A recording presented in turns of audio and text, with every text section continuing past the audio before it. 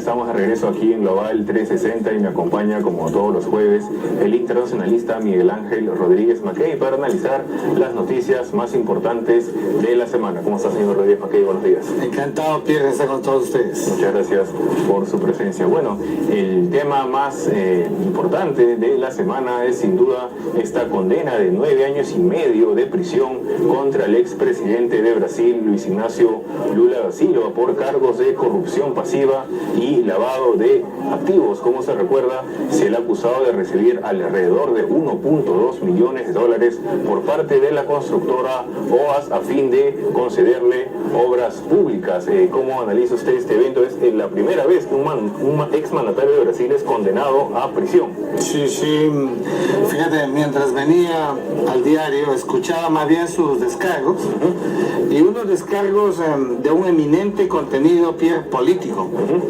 frente a una decisión jurídica. Exacto. Entonces hay una enorme diferencia.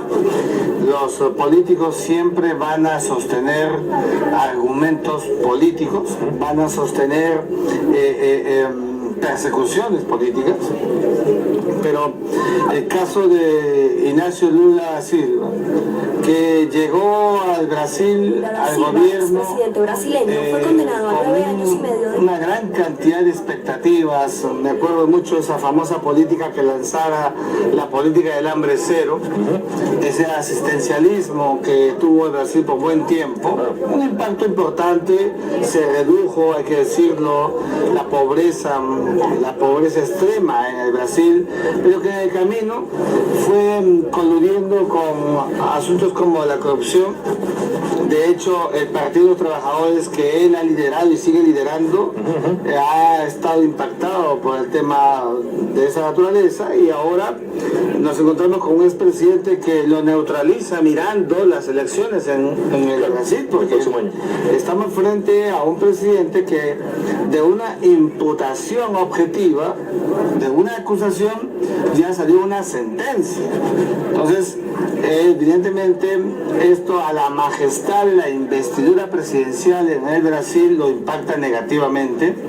Y también, hay que decirlo, es una llamada de atención, es una alerta amarilla, ámbar o roja, quién sabe, para otros presidentes o expresidentes de la región que también tienen procesos jurisdiccionales por asuntos asociados a corrupción u otros delitos. Claro, como les estaba comentando antes del inicio del programa, la sentencia contra Lula da Silva de 9 años y medio coincide justo en el mismo momento en que ya se había empezado la audiencia contra el expresidente del Perú, Ollanta Humala, y su esposa Nadine Heredia, justamente también por haber recibido 3 millones de dólares por parte de Odebrecht, que es otra constructora brasileña. Aun cuando es verdad, hay que decirlo también, y como hombre de derecho tengo que ser responsable, cada caso para la solvencia del derecho es distinto. Claro. Lo que sí surte como un común denominador, Pierre,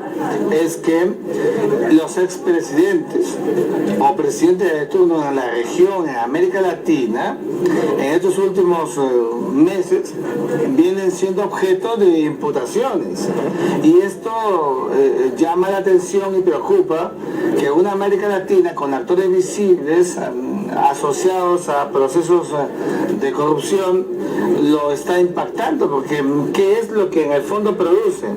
El alejamiento de fenómenos de la inversión para América Latina, y el crecimiento de los países comienza a detenerse. Entonces hay un impacto que menoscaba evidentemente esto que debería ser siempre una regla de oro, que es la majestad de quienes han tenido el privilegio de conducir los destinos de sus países. Claro, ahora el comentario que hacía antes iba por el tema de que qué coincidencia que justo cuando empieza la audiencia por el pedido de prisión preventiva contra Humala y su esposa, el pedido de 18 meses, si mal no recuerdo, sale esta condena contra Lula.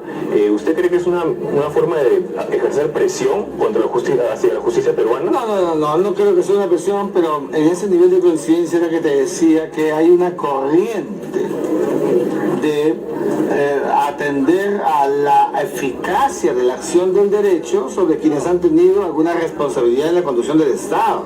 Entonces, creo que hay un nivel de coincidencia en la temporalidad frente a una sentencia para un expresidente de Brasil y una decisión que más tarde tomará un juez en el Perú sobre un expresidente como el caso de Ollantumala.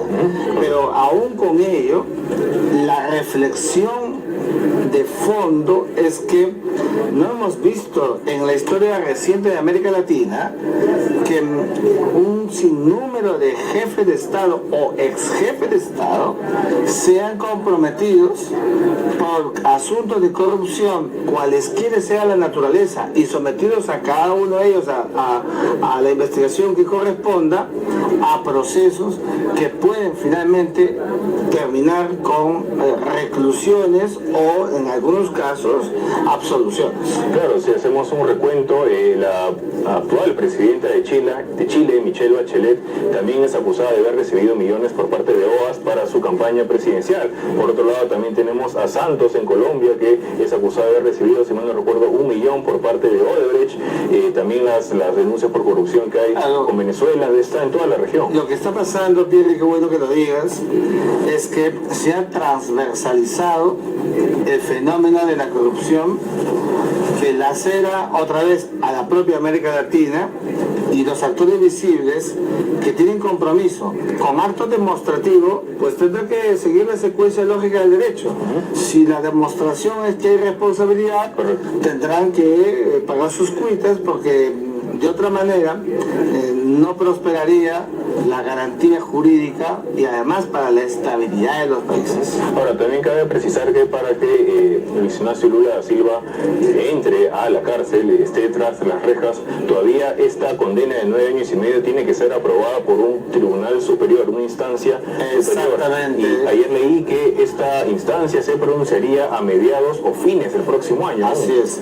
Es el debido proceso, Pierre, aquello que aprendimos en las aulas con Eduardo Couture, el padre del derecho procesal contemporáneo, de que a la doble instancia es una garantía del derecho y tiene que todavía ser, en el caso de Ignacio Lula da Silva, confirmado. Y si se produce la confirmación, entonces habrá inexorablemente, indubitablemente, una orden ya de detención.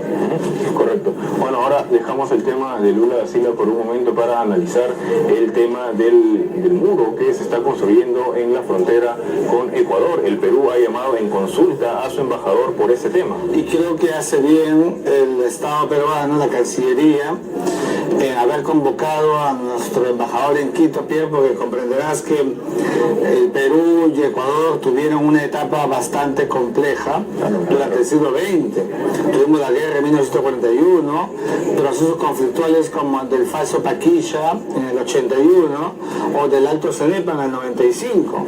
Entonces solamente pudimos sentarnos en una mesa para ver los famosos impases subsistentes, y en el año 95 y a partir de allí recrear en 1998 un acuerdo que fue el Acta de Brasil del 26 de octubre, que a su vez supuso 6 acuerdos importantes. Uno de ellos está referido justamente al canal del río Salumilla, del canal de Salumilla, en el que se explicita que no pueden sino viabilizar para que se limpie el canal, de tal manera que si se coloca un muro que va a tener, por cierto, más o menos 1 kilómetro, 200 metros, evidentemente estamos hablando allí de un muro que latiga el espíritu del acuerdo, pero sobre todo la naturaleza del acuerdo, que es la integración.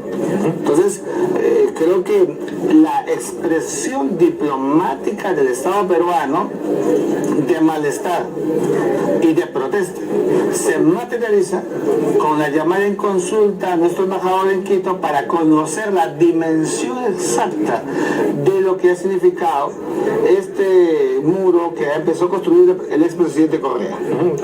Ahora, ¿el gobierno de Ecuador no se ha pronunciado con respecto a este tema o cuál es la posición que tiene? Bueno, Ecuador se ha pronunciado y ha dicho que no, que el objeto más bien es contribuir para recrear el comercio a través de un parque lineal, que eso va a ayudar a los dos países. Yo no veo la manera de que eso signifique comercio cuando tú tienes un muro que lo separa.